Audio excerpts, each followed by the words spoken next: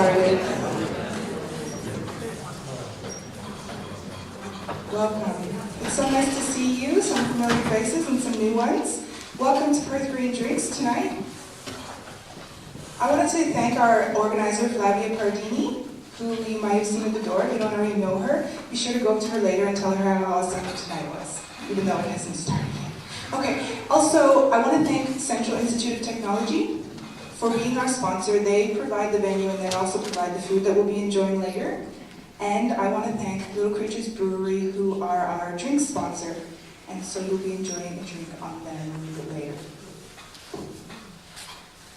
Can you please put your mobile phones on silent if you haven't already? If you need to go to the toilet in the middle of the presentations, just go out the door you came in, turn right and right again and you'll find it. We're going to go for an hour. We're going to do our best to stick to an hour tonight. And we've got a bit of an interesting way of doing things tonight. We're going to have our first speaker, Peter Newman, and he's going to give us a short presentation, and then we're going to quickly open up for a question or two for Peter before we go on to our next speakers, because Peter's in such demand tonight. He's actually got another function he needs to attend. So tonight is all about sustainable transport, and we've got a bit of a dream team here tonight. We've got Peter Newman, who's the director of CUSP, which is the Curtin University Sustainability Policy Institute. He's also the author of 15 books.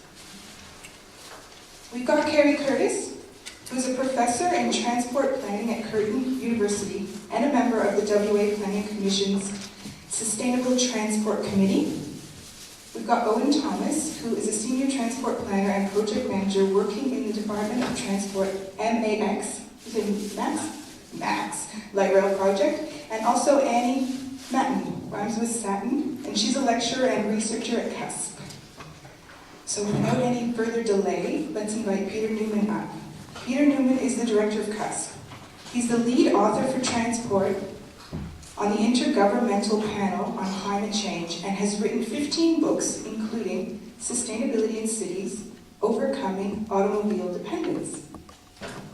For Peter's contribution to science and practice of town planning in Australia, the Planning Institute of Australia awarded him with the Sydney Liberal Medal in 2011. I'll just mention one more thing. About 8 minutes into each speaker's presentation, you might hear a bit of a ding-dong, and that's just to let them know they've got a couple of minutes. It's not that we think they're dumb, we actually think they're brilliant. We're so looking forward to the dream team, so without any further ado, welcome Peter.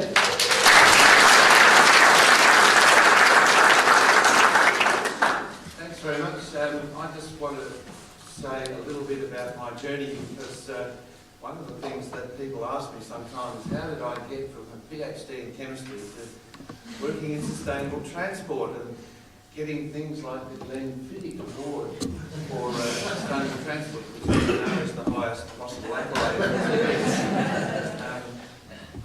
Well, it started when I went to do environmental science in Delft and discovered European cities with this kind of walkability and attraction, and then I went to Stanford to study, and I thought this was going to be a fantastic experience.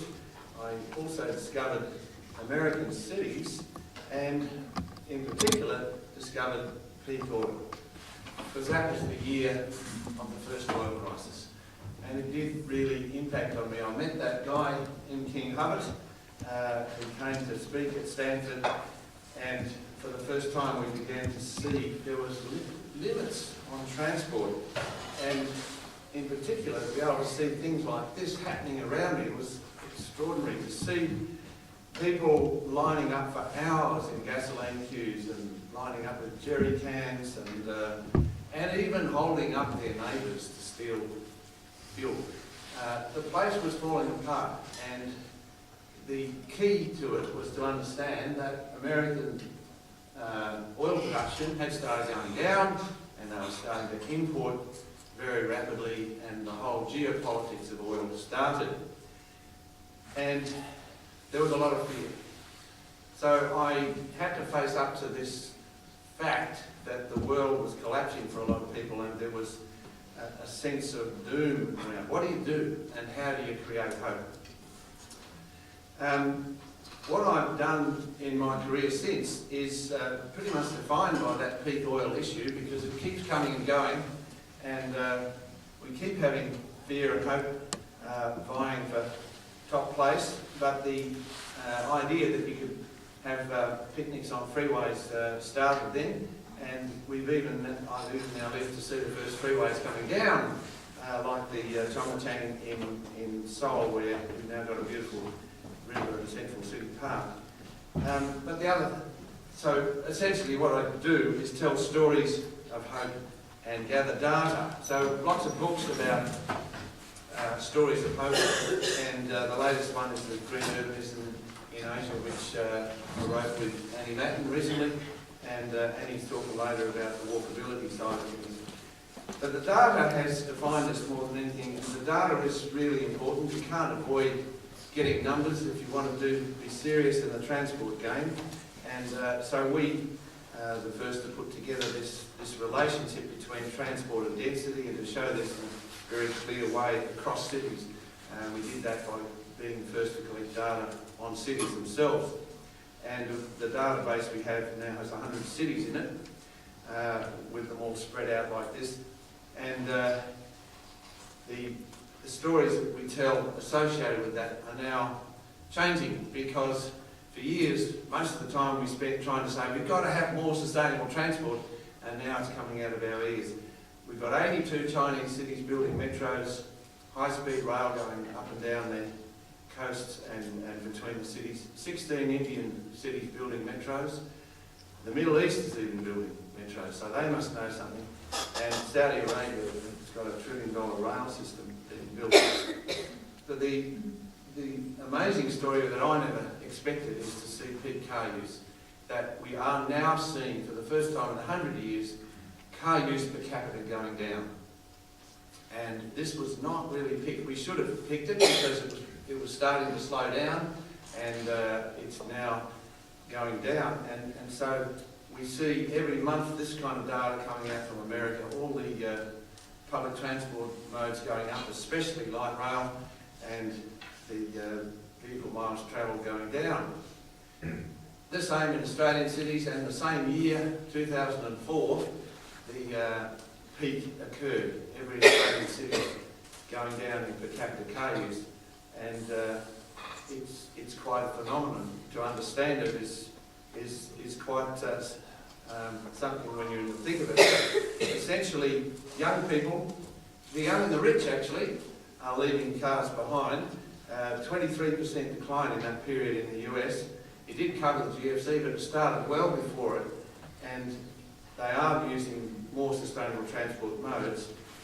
But they are mostly moving back into cities where they don't need to travel as much, and that's very, very clear in the data, but it's especially obvious amongst young people. You can see the red lines there in the teens, the 20s, 30s, 40s, 50s, significant declines in car use. The baby boomers are continuing to use cars and will drive to their own funerals. The reason seems to be that people now have mobile phones and other social media devices, which are much easier to use if you're on a bus or a train. You can't use it much when you're in a car, and the opportunities to catch up on your Facebook and so on are there. And it is clearly the way in which people today get freedom and connection when us baby boomers got it in a car. So we now have a distinction very clear across Australian cities. This is Sydney showing the difference between the suburbs. The red areas are very highly vulnerable to car dependence. They use cars 10 times as much as those wealthy blue areas in Sydney, and the poorer areas are getting poorer and poorer and driving more and more because they don't have any options. And the big story there is the green areas are where the rail lines go, and that's about half the car use in those. So you can see why the politics has changed. Those suburbs in the outer areas, the northwest and southwest, major pressure to get a rail line, and that is the case now across Australian cities. The local story is that as a young lecturer, that's me with my family and my students at the last train from Freo, and the start of the campaign where I did become a transport planner. in the end because they closed the rail line down. And we started the campaign where it was reopened in 1983 after a lot of pressure. And then at various stages in my career I've gone in and out of government to help. And it was amazing how the timing worked, where I was able to help with electrification of the Northern Line and the Southern Line. And it is a great joy for me to get on that train and end up in the central city so easily. And the lines are now 172 kilometres long. And they're a good story. They really are showing us that we can do it in Perth. 20 years of rebuilding the rail system has led to some pretty good stories. The 8 lanes of traffic equivalent on the north and the south line, huge growth last year, and way beyond what was predicted. And it did cost a lot less than most people predicted. So we've got a pretty big growth there compared to Adelaide. If you build it, they'll come. And we are now building around the stations. If you look at the way in which Perth's growth has gone, it has shifted more towards the rail line, and it's going even more so with the Hub Link project across the rail line. Even the new Esplanade station, where we took out the William Street overpass, and now to have this amazing waterfront development, which could never have happened without that rail station there. We do know that we can do density better now. We're even doing it now at the new stations along the line. This is Coburn Central, and the city, the polycentric city, is emerging as the model in Perth. It has been a political process. It's easy to roll out roads, and you've got to have a minister like this to stop that process. Good picture of Elena. The vision of the Knowledge Arc light rail started the light rail debate here, and we've got a lot further on that now. Curtin City and lots of other centres wanting to build around that. We had a public transport based state election, and we came out with a plan a few months before to show how heavy rail and light rail could be built here as the next stage, and in particular that we could build in those centres and take the next 30 years of urban growth in those places to make it much more accessible, so that sustainable transport is not just for the wealthy. At the moment, all the dense centres are for the wealthy. So we would end up with a ring of development inside that 15 kilometres. It's going to double and triple the system, reduce the sprawl. There's all kinds of economics we've done on it, and the Knowledge City can emerge. But how you fund it is the big issue. Infrastructure Australia certainly wants to see these kind of innovative packages, and I think that the way ahead for us is now to build with value capture, and we've done some interesting work on that, which I believe across Australia is the kind of thing that is now going to help fund the rail, especially seeing it's not in the knitting. But we do have now at cusp about 60 PhD students. Annie was one of them, is now a lecturer, but the thing that drives us is to produce hope through stories and data. Thank you.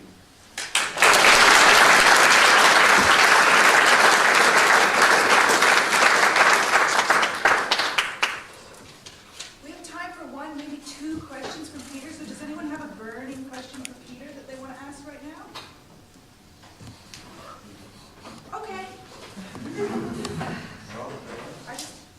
Can I just ask a quick question, Peter?